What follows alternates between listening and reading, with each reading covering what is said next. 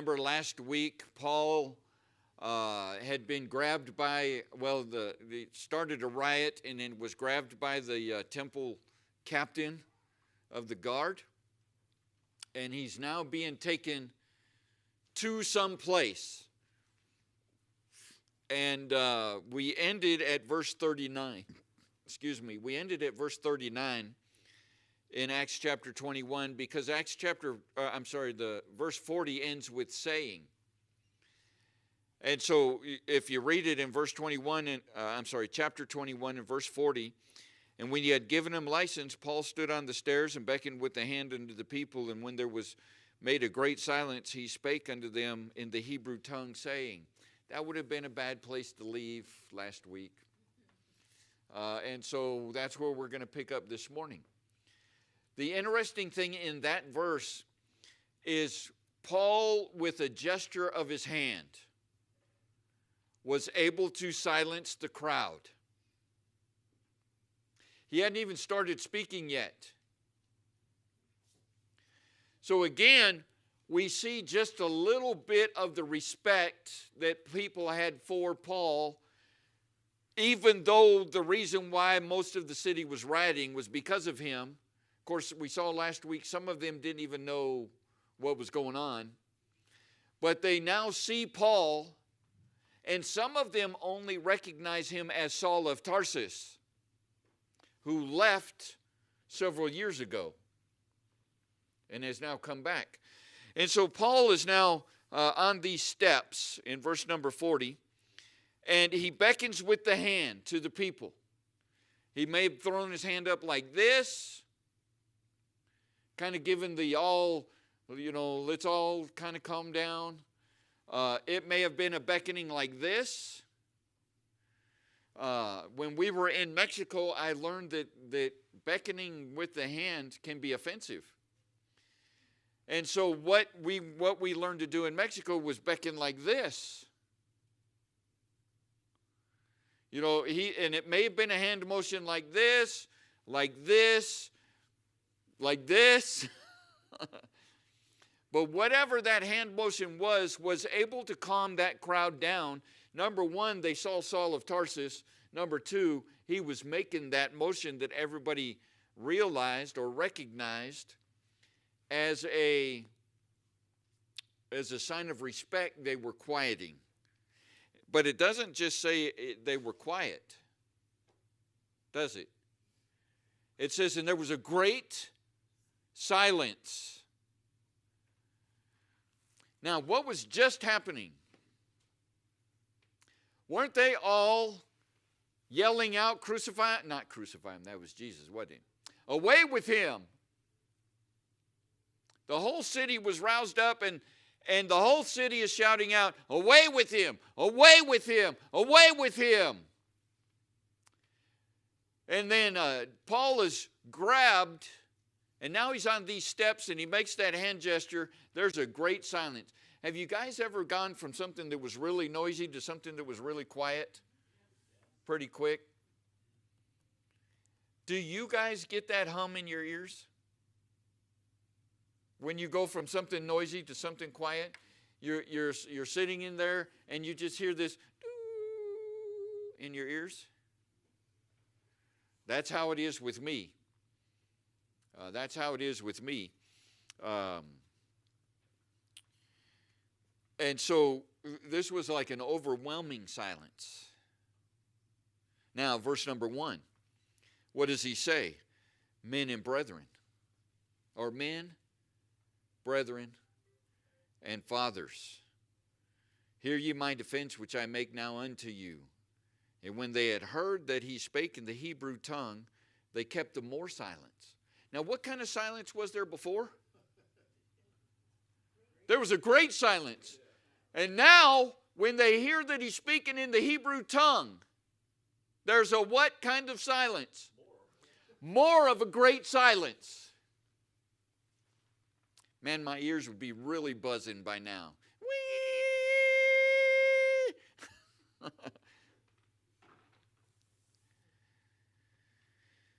He spoke to them in the Hebrew tongue. Now that is important. All right, now let me give you just a little bit of a language lesson. We're going to be in class time now, okay? Hebrew, biblical Hebrew by this time, by Paul's time, is a dead language. It's not the language that's being spoken. All right? The Hebrew that is referred to here was an offshoot of Hebrew, Aramaic. So he's starting to speak to them in Aramaic, which was the common language among Jews. It was the trade language among Jews to Jews. All right, now, the trade language at the time was Greek. That was everybody. But from Jew to Jew, they would speak Aramaic one to another. And that was a sign of education and respect. And so again, when Paul not only beckoned with the hand, but then he started speaking the respectful language, educated language, Jew to Jew, they kept the more silence.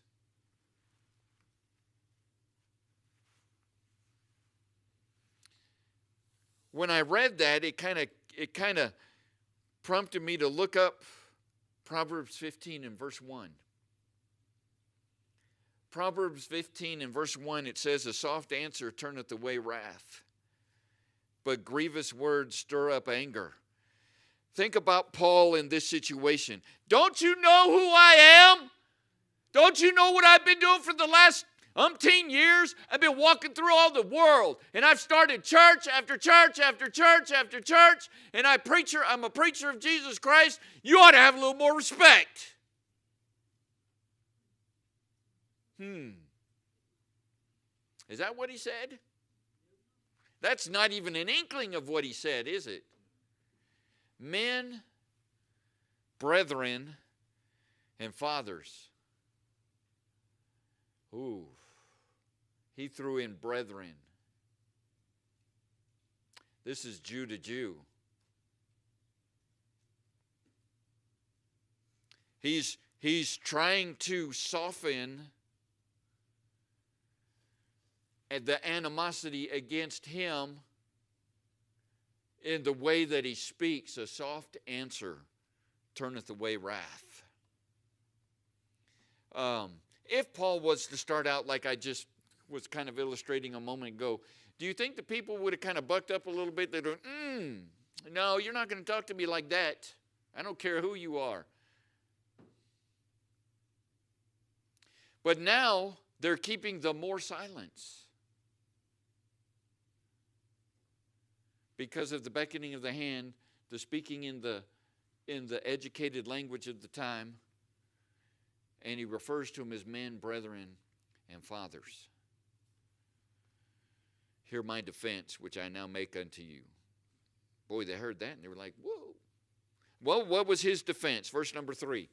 I am verily a man which am a Jew. By the way, today we need to say that, don't we? I am verily a man. Ladies, don't say that. You say, I'm verily a lady. Okay? I mean, I see in our time where we might have to say that. But Paul says, I am verily, by the word verily there is just an old English word that means truly. I'm truly a man, which am a Jew, born in Tarsus, a city in Cilicia, yet brought up in this city at the feet of Gamaliel. Oh boy, you guys need to know history. There's two sects of the Jews. There's the Hellenists, and then there's the Hebraists. I hope I'm pronouncing that correct. The Hellenists were those who were Jews that were born outside of Jerusalem. The Hebraists were the ones that were born in Jerusalem. So these are Jews born here, and the Hellenists were born in another city. And so who is Paul now speaking to?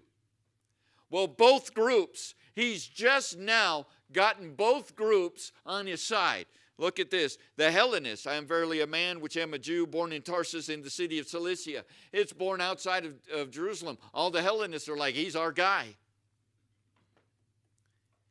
But then he goes on and he says, yet brought up in this city. So this city is Jerusalem, at the feet of Gamaliel. All the Hebraists are like, wow, this city's Jerusalem. And we all know Gamaliel, he was the chief teacher at the time. And so now the Hebraists are saying, he's our guy. So do you see what Paul just did in one sentence to that whole city that was up in arms against him? Number one, he beckoned with the hand. Number two, he spoke in the respectful, educated language of the time. Number three, he got the Hellenists and the Hebraists on his side. He's our guy. With one sentence. He's making a pretty good defense, don't you think? You know, in our day, I don't know here, there's such a mixture of people. Is there anybody here that's a real live Tucsonan? Born and bred? 2. Valerie. 3. He's one of the 2. Well, that's true. Valerie, Talia, and Candace. Jim, Jordan. That's it. All the rest of you are from somewhere else.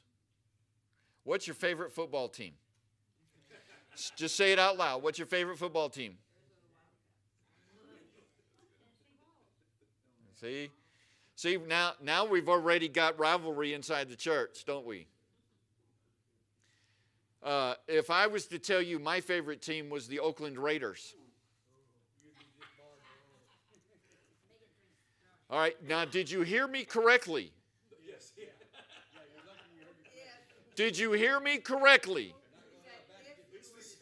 My team was Oakland. Okay, they're not in Oakland. They haven't been in Oakland in a long time. By the way, when they were in Oakland, there was a guy named Lyle Alzado. He was a linebacker. I believe that's what he was. He was just a killer, and he was looking for blood. That's all he was. That's when you could play football. When there was the pile up where they tackled the guy, and in the pile they're throwing punches. That's when you could play football. Anyways, I digress. Favorite team. Right? Now, when you get around, now I heard Wildcats. Everybody who's a Wildcats fan. Okay. Tennessee Volunteers. I heard Tennessee Volunteers. All right. Who's a Volunteer fan? No. All right. You're by yourself. Green Bay? No. Kansas City. All right. Oklahoma. We were kind of on college, but you just jumped right to pros. I'm with you on that. Anymore, I follow a guy, not necessarily a team. But, you know, that's something that kind of unites us. He's my guy now. That's the point. You know, when we find other Wildcat fans, we tend to hang out. Do you guys do soccer? Basketball. Who's your basketball team? Oh, you just like to watch basketball. Yeah, okay, amen. Any team. Any basketball fans? All right, see, now we've got your people. All right. See, did you see how I just divided the church? That's what Paul's doing. That's kind of the idea. I'm trying to do a rough illustration on what was happening with Paul. In Mexico, when we were there, we followed the football teams, which was soccer. And I chose a team, and basically I chose a team because of their name, America. I chose America. All right, it was Club America or Club America, based out of Mexico City. Everybody else that was intelligent picked that team too. Both of my co-workers were Americanistas, and so we got along really well. But there was one guy that was in our group who his team was Cruz Azul. He was not one of our guys. As a matter of fact, he tried to come into the church once with a Cruz Azul jersey on, and I stood at the door and I was like, "You're not coming into church wearing that. That's not my guy." Now, I did let him in because I was having fun with him. He was a really great friend. We were good, close workers. We could do that. But do you see kind of the illustration here? We kind of gather together with our guys, right? Our kind. So all you Wildcat fans are over there. Not one of you said Arizona Cardinals. Not one of you said Arizona Diamondbacks. I don't blame you for not saying Phoenix Suns. All right, how many of you like hockey? All right, see, now we got some hockeyistas here. By the way,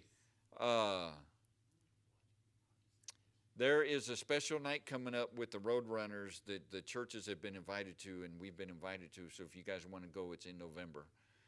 I'll announce it and make sure, since I see that there are some people here that like to. I lose my voice every time I go to a hockey game. Check! Get him! It's a it's a fight that breaks out into a hockey game. But you see how we're kind of dividing up now to our people? That's what happened here with Paul. And so when he said in verse number 1, let me make this defense, and he's speaking in the Aramaic tongue, that educated, polite tongue. Verse number 3, I'm verily a man. By the way, he's speaking to men. And he says, I'm a Jew, and I was born in Tarsus, a city in Cilicia. All the Hellenists are with him. Brought up in this city at the feet of Gamaliel. All the Hebraists are with him now. He just got everybody on his side. And then he goes on and he says, and taught according to the perfect manner of the law of the fathers, and was zealous toward God, as y'all are this day.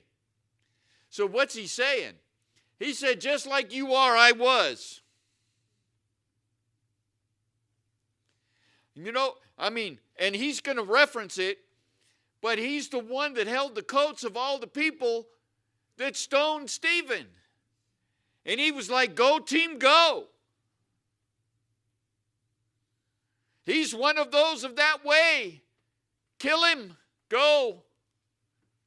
And so he's bringing that up.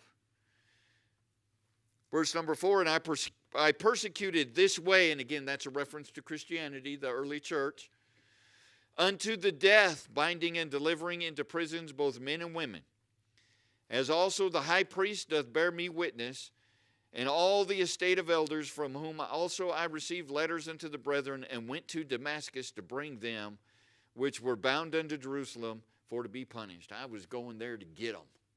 I was getting them here, and I'm going to get them there.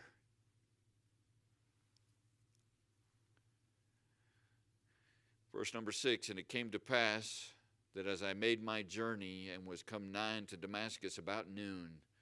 You ought to mark that time frame. About noon. Suddenly there shone from heaven a great light round about me. It's noon in the middle of the desert. How bright do you think the sun was? So the sun is at its zenith. By the way, that's a big word for highest point, hottest point. Highest, hottest, brightest. And what does Paul say happened to him? In the brightness, the brightest part of the day, in the desert, what happened? There shone such a bright light that I was blinded. Well, who's that light? Oh, I'm sorry. I gave kind of the answer away, didn't I? What's the light?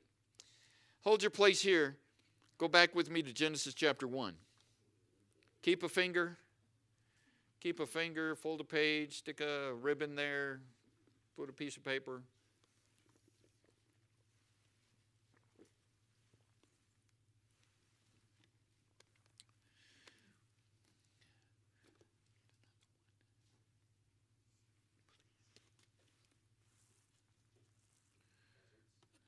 Speaking of deserts, I'm dry. All right, Genesis chapter 1 and verse number 3. And God said, by the way, how many times had God spoken before this? All right, so verse number 1 says, and God created the heavens and the earth, right?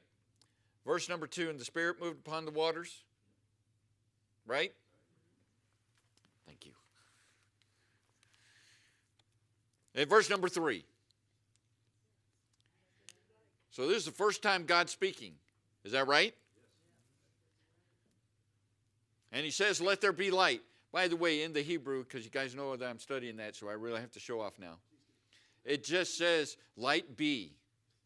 Literally translated, light be. The next two words, light was. That's all there is in Hebrew.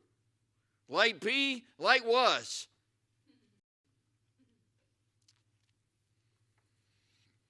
Oh, so what does it say here in English? Let there be light. God said, by the way, you guys were catching on, right? The first time that God speaks in His Word. The first words that we have recorded of God speaking to man or even to creation, and it's bringing illumination. Isn't God all about bringing illumination? By the way, guys, and that's the general term, everybody that's here, what do you think that light was? We don't get the sun until day 5 or 4. So when it says, light be, who do you think turned on? Oh, I gave the answer away, didn't I?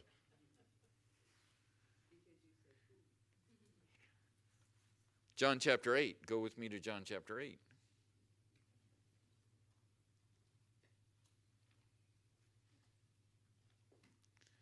By the way, I took Greek too, but I think I'm liking Hebrew more than Greek. I was telling that to my wife a couple of weeks ago. I think I like the Hebrew better than the Greek. It's for some reason I'm getting it, and maybe it's because it's so abstract that I'm getting it. John chapter 8, verse number 12. Then spake Jesus. Who's speaking? Who is Jesus? So, and God said, let there be light. Then Jesus, in verse number 8, John chapter 8 and verse number 12, then spake Jesus unto them, saying, I am the light of the world. He that followeth me shall not walk in darkness, but shall have the light of life. So back in Genesis, who was the light? Today, who's the light? John chapter 8, who's the light? Who do you think the light was that shone about Paul, that it was a bright light when the sun was at its zenith? Oh. And how bright is His glory? How bright is His glory? So again, we're in, go back to Acts chapter 22. Verse number 6, and it came to pass that as I made my journey and was come nigh unto Damascus about noon, suddenly there shone from heaven a great light round about me, and I fell into the ground. Good move. And I heard a voice saying unto me, Saul, Saul, why persecutest thou me? And I answered, who art thou? Is that where your Bible stops? You ought to mark that next word. Who art thou, Lord?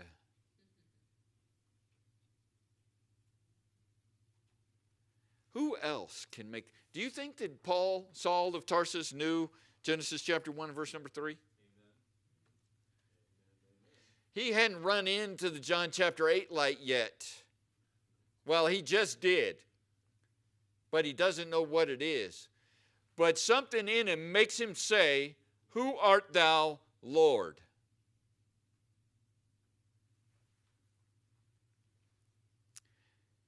And he said unto me, I am Jesus of Nazareth, whom thou persecutest.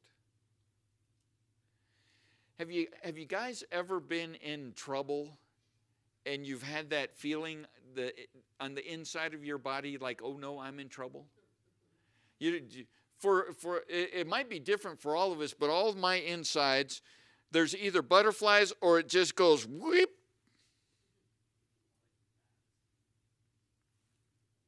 Oh no, I'm in trouble. And it may be the severity of the trouble, whether it's butterflies or it's the everything inside just clenching up. Who art thou, Lord? And he said unto me, I am Jesus of Nazareth, whom thou persecutest. I think Saul had that I'm in trouble feeling. All right, one more time. Hold your place here. Because we've got to explore this Jesus of Nazareth. Why did he say Jesus of Nazareth? John chapter 1. So hold your place here. Go to John chapter 1. We'll be back in just a second.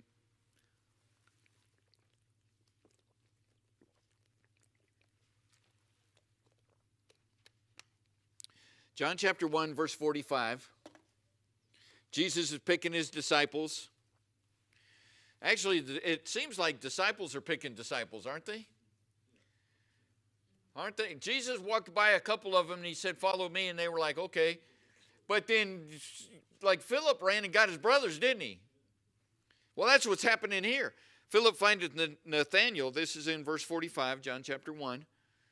And saith unto him, we have found him, of whom Moses in the law and the prophets did write, Jesus of Nazareth, the son of Joseph.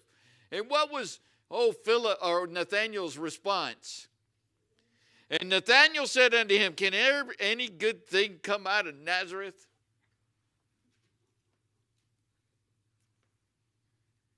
That was the Jews' idea of anybody that came from Nazareth. That was just not a place to come from. You're on the wrong side of the tracks, Jack. Anybody here named Jack? No, okay. You're just on the wrong side of the tracks. Can there any good thing come out of Nazareth? Philip saith unto him, come and see.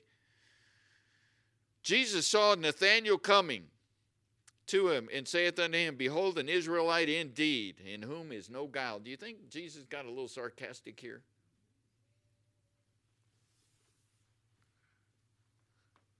In whom there's no guile. Do you think Nathanael was full of guile? Can there any good thing come out of Nazareth? That's guile.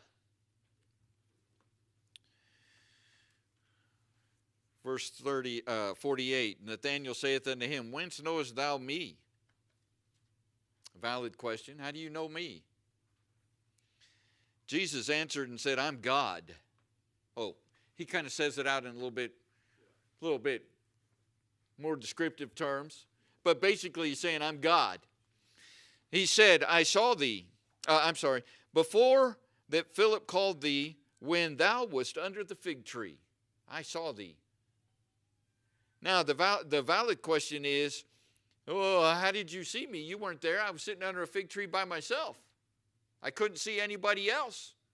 How do you know? Who are you speaking to? Well, it's God. Nathanael answered and saith unto him, Rabbi, that is to say, teacher, thou art the Son of God. Thou art the King of Israel. Jesus answered and said to him, because I said unto thee, I saw thee under a fig tree, believest thou? Thou shalt see greater things than these. So this title, Jesus of Nazareth, and can any good thing come out of Nazareth, is what I want you to think about when we go back to Acts chapter 22 and verse number 7, or verse number 8.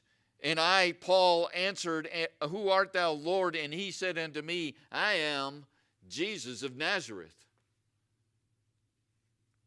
whom thou persecutest. By the way, often in Peter's preachings too, he would refer back to Jesus as Jesus of Nazareth. By the way, they didn't like Peter's preaching either, did they? This Jesus whom thou crucified.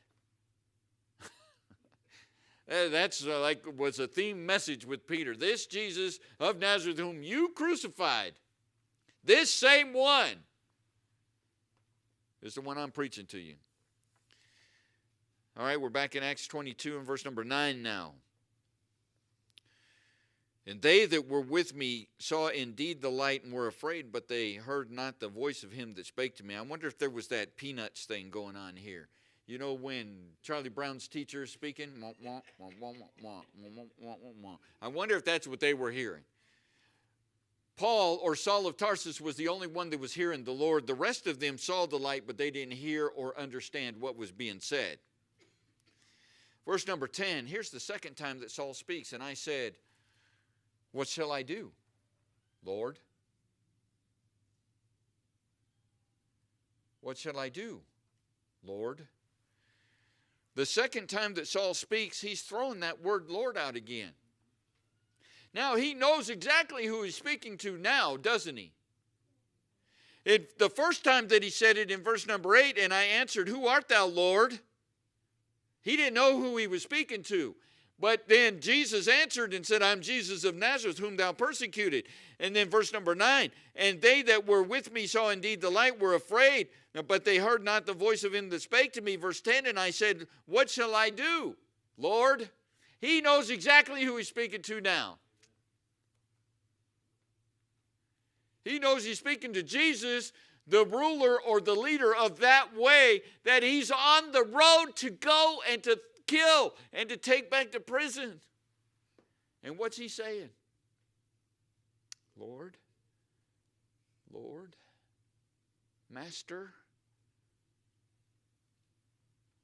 And the Lord said unto me, arise and go into Damascus, and there it shall be told thee all things which are appointed for thee to do. Boy, I bet that was a long list, wasn't it? Saul, here's what's going to happen to you.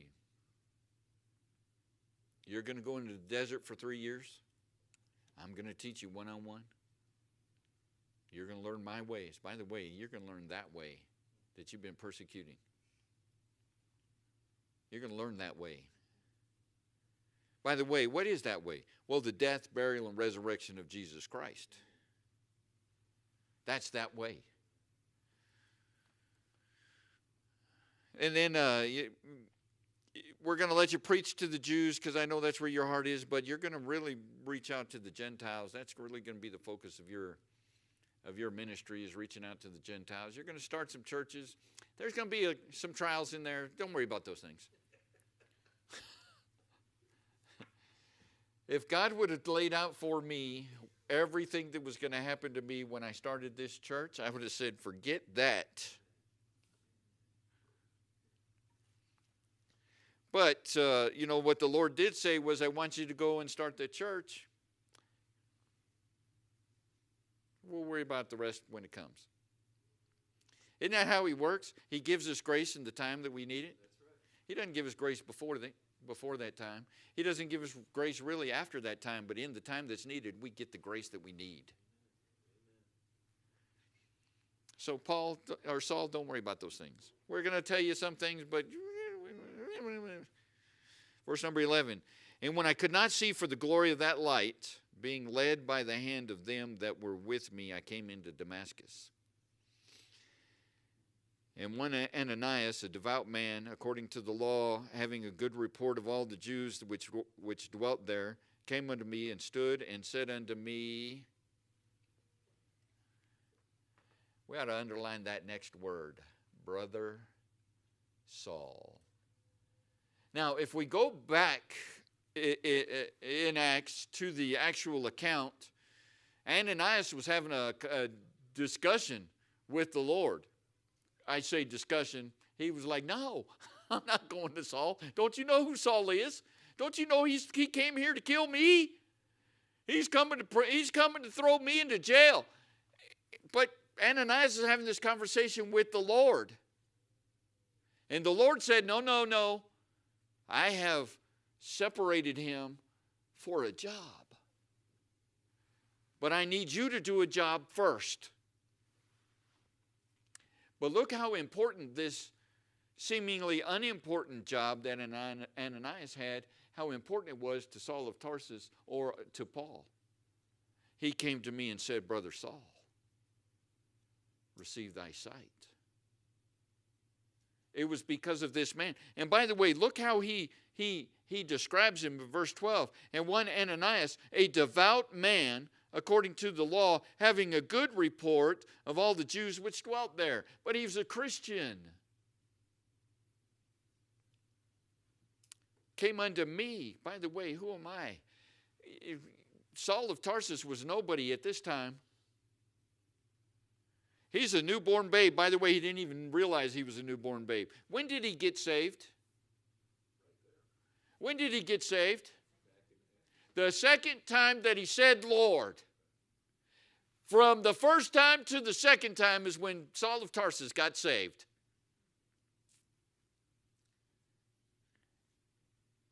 When Jesus said, I am Jesus of Nazareth, whom thou persecutest, and then the second time, Saul didn't jump up and say, what are you doing to, how come you're shining a light on me? Who do you think you are? Don't you know who I, he didn't do any of that, did he? Humbly, what would thou have me to do, Lord? So in that time, and by the way, did Saul of Tarsus get saved the same way that you and I do? Didn't he believe in Jesus of Nazareth? Now, the circumstances around that, are they different than ours? Aren't everybody's circumstance different? But don't we all believe the same thing? At the point of salvation, it comes down to, what are you doing with Jesus Christ? Death, burial, resurrection. I believe that. He's the only way. Saul got there in between the two. Who art thou, Lord, and what shall I do, Lord?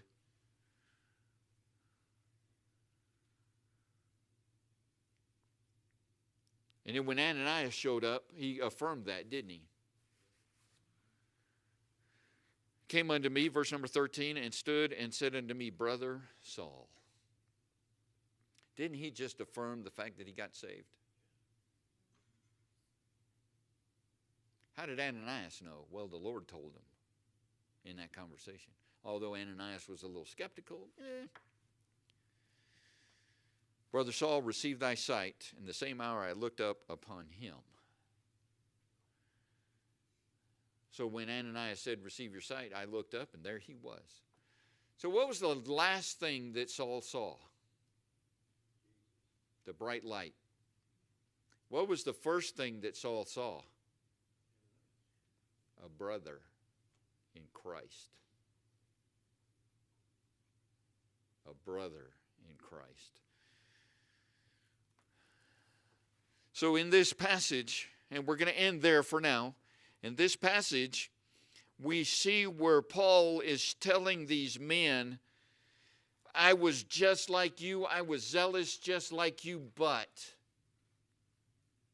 I was zealous just like you, and I was on the very road to persecute and to throw into jail and to bring back those of that way. I was on the way to do that, and I met Jesus. I met Jesus.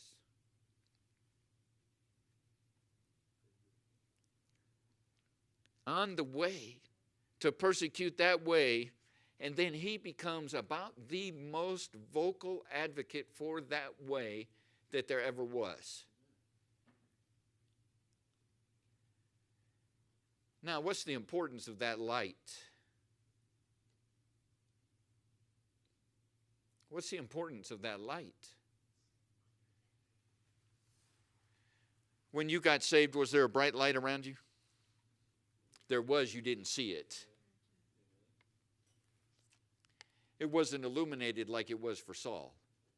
But that light was there. By the way, that light's here this morning with us. Where two or three are gathered, I'm in the midst. Are there two or three of us gathered together in His name? We're certainly not here in my name. We're here in your name, His name. He's in the midst.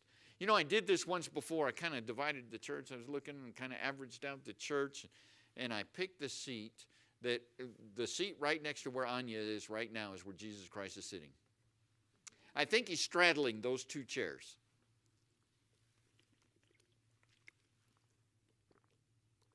Because doesn't it say he's in the midst of us?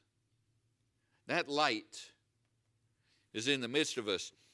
And boy, wouldn't it freak us all out if all of a sudden that light shone in church. He's right there in the midst. He's listening to the message. And wouldn't we all just freak out big time if all of a sudden, woo, the glory of the Lord shone in this place. I think we would do the same thing Saul did, wouldn't we? Fall down on our faces. God's here. God's here. So all of us, at the point that we got saved, we have the John chapter 8 light. Jesus said unto them, I am the light of the world.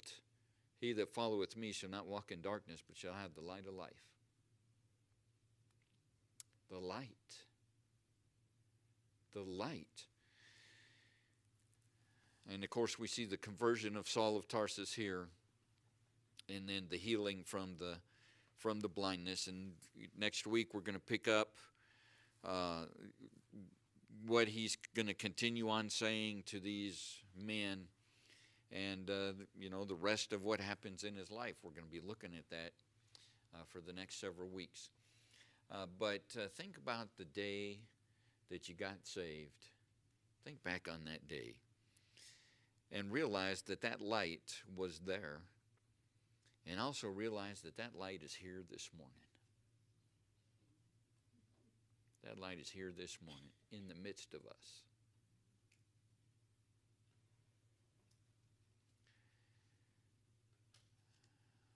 And we ought to have the same response that Saul of Tarsus had. What shall I do, Lord? What shall I do? You know, with that thought, let's stand to our feet with our heads bowed and eyes closed. Lord, what would you have us to do?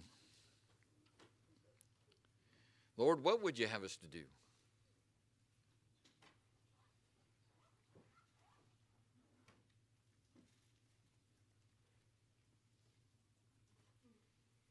You know, he told Saul of Tarsus some things that he was going to do, actually through Ananias. He told Saul of Tarsus some of the things that were going to happen to him, some of the things that he was going to do. You know, the Lord gives us the same instructions in our lives. What's God's will for your life? Have you even looked? Have you even sought it? Lord, what shall I do? What is your will for me? Have you asked that question? Saul of Tarsus was asking it right at the moment that he got saved. Lord, what do you want me to do? We ought to ask that question and then just be obedient to the answer. Thank God Saul of Tarsus was obedient. He went to the desert, and then he came back, and he was sent out with Barnabas, and they went out. By the way, with Barnabas, it was Barnabas and Saul, and then at some point it became Paul and Barnabas, didn't it? Because of his teaching and because of the leading of the Holy Spirit and because Paul was a follower and obedient to the will of God, he was the one that took the lead, and it was him and Barnabas, and then later him and Silas that went out and started all of these churches. Lord, what shall I do? You know, for us, it might not be we're going to go throughout all the world and be a missionary and have to walk the whole world and start hundreds of churches and see thousands of people saved. But he is calling you to be faithful where you are. That seat that you're sitting in, be faithful to it. The Lord that we speak about and we preach about, be faithful to him. That word that you read, be faithful to it. Be obedient to it. Lord, what shall I do? Boy, there's a whole lot of things, but they're easy things, aren't they? Jay brought it up this morning. Read your Bible, pray, go to a good church. By the way, I can recommend to you a good church.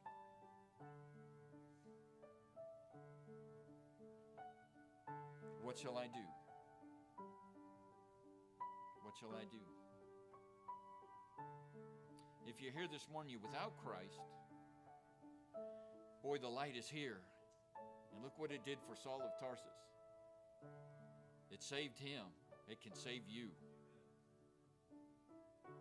And that's what he wants to do. That's the reason why the light came to the world, was for you. Wouldn't you accept him today? Wouldn't you take him today? Would you receive that today? I'd be happy to show you from the scriptures how you can do that if you let me know.